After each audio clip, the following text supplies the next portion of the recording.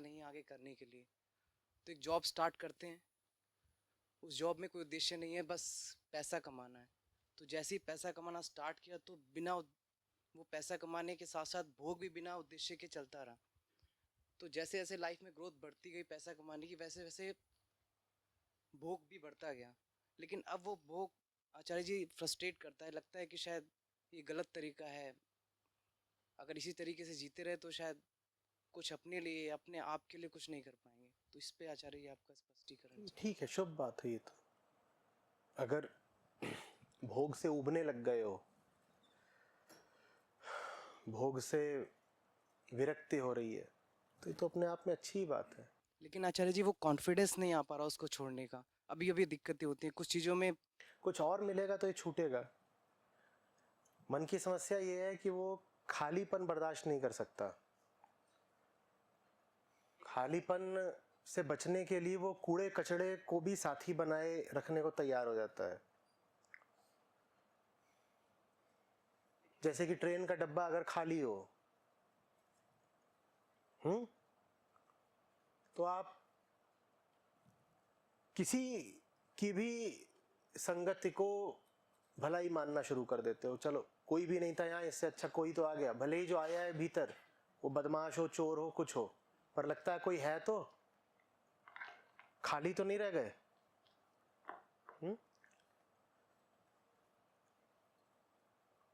पुराना व्यर्थ दिखे ये अच्छी बात है, लेकिन पर्याप्त नहीं है। पुराना व्यर्थ दिखने लगा है ये बात शुभ है, लेकिन पर्याप्त नहीं है।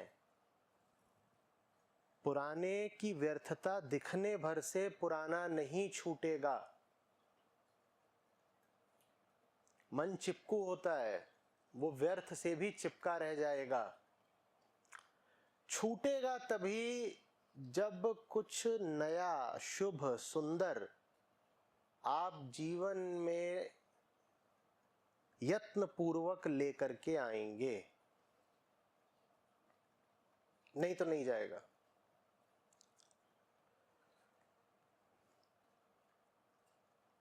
खालीपन से काम नहीं चलेगा।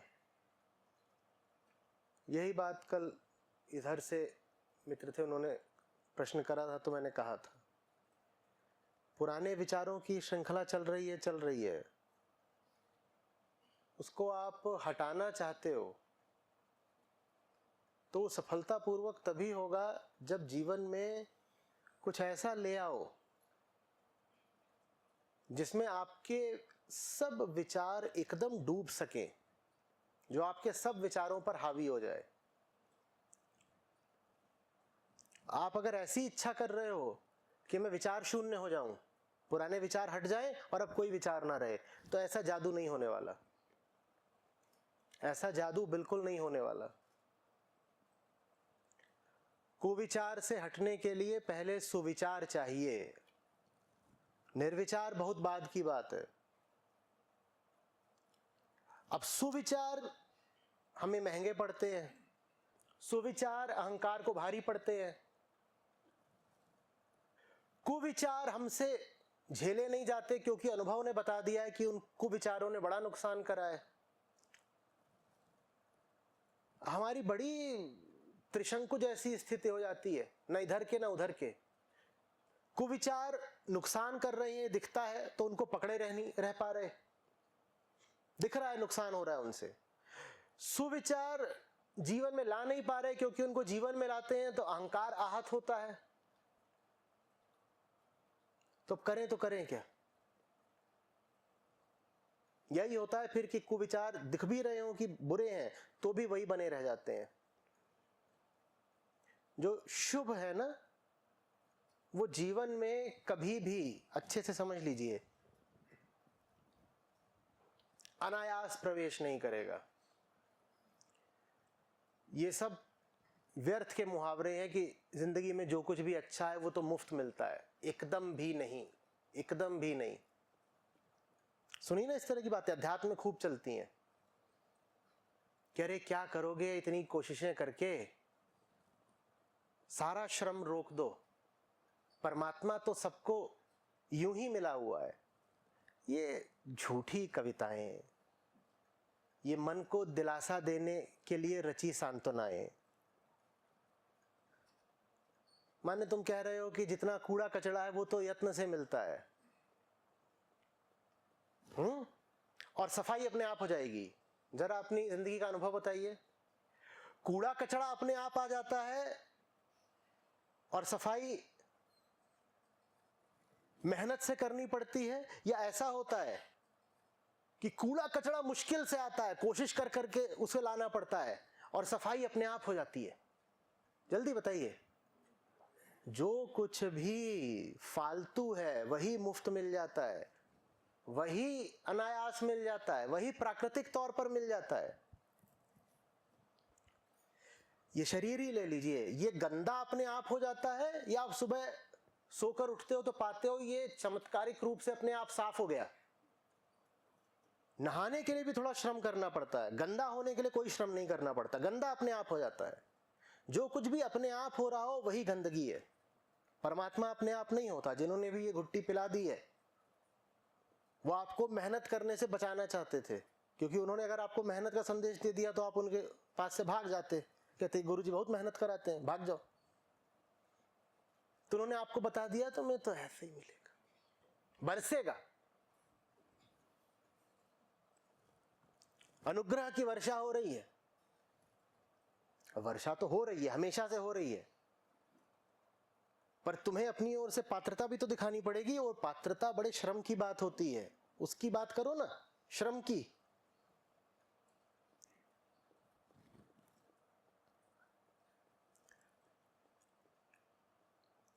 अच्छा कुछ भी जीवन में लाने के लिए, चाहे सुविचार, चाहे शुभ कर्म, चाहे सही आजीविका, चाहे सही साथी,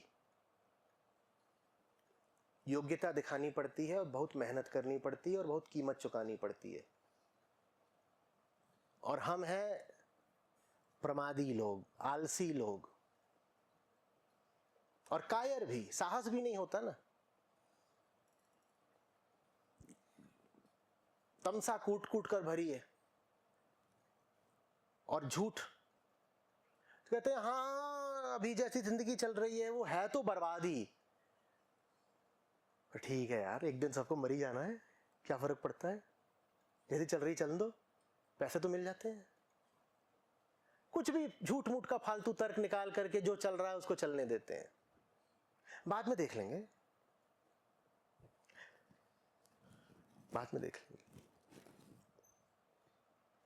नहीं, मैं मिसेस से डिस्कस करूंगा। मिसेस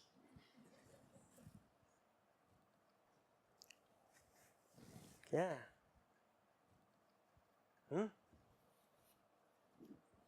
और ऐसे लोगों, मैं बहुत कोशिश करता हूं कि सबके प्रति एक न्यूनतम सम्मान का रुख तो रखूं ही, पर ऐसे लोगों के प्रति मेरी जो, वो मेरे चेहरे पे दिख जाती है। मैं बहुत कोशिश करता हूं ना दिखे, कि रहने दो यार, उसकी गरिमा बनी रहने दो थोड़ी।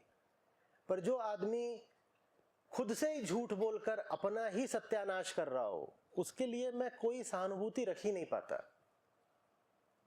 मेरे पास उसके लिए बस अवमानना होती है। जो आदमी अपना ही अपमान कर रहा है दिन रात, मैं उसका सम्मान कैसे कर दूं? तू अपनी नजरों में गिरा हुआ है, मेरी नजरों में उठा हुआ कैसे हो सकता है? जो आदमी भ्रम में हो उसके साथ सहानुभूति रखी जा सकती है, लेकिन जो आदमी जानता हो कि गलत जिंदगी जी रहा है लेकिन फिर भी गलत जिंदगी जिए ही जा रहा है, उसके साथ सहानुभूति क्या रखें? उसको तो दंड मिलना चाहिए, और ऐसों का इलाज सजा ही होता है। सब जानते हो, झूठ में जी रहे हो, बेईमानी में जी रहे हो, कमजोरी में जी रहे हो, लेकिन हाथ पांव हिलाने को, थोड़ा साहस दिखाने को, थोड़े खतरे उठाने को तैयार नहीं हो। क्या करें तुम्हारा?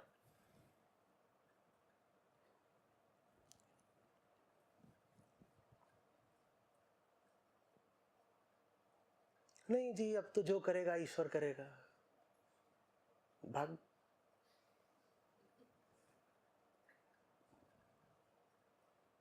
ईश्वर करेगा।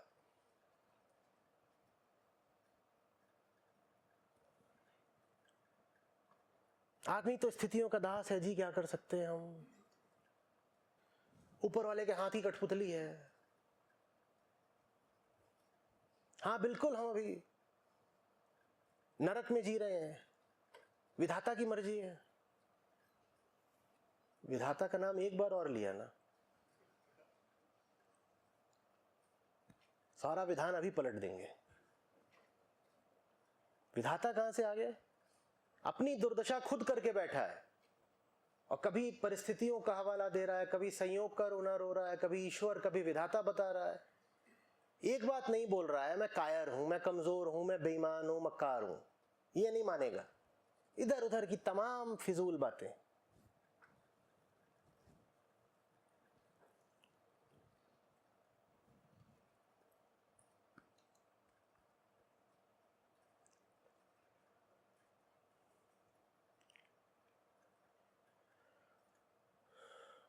और जो आप कहें भी ना कि मैं ऐसा हूं, वो आप हो नहीं। अगर आप वैसे होते तो भी कोई बात नहीं थी। आपने वैसा होने का चुनाव किया है।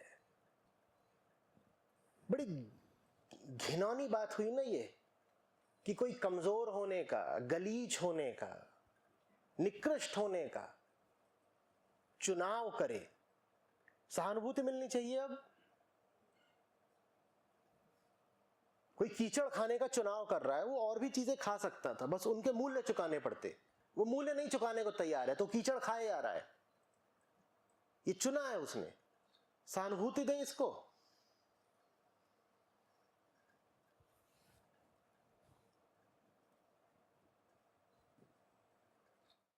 प्रणाम आचार्य जी। मेरा नाम अशांक है। मैं आईआईटी दिल्ली से एमटेक कर रहा हूँ। आगे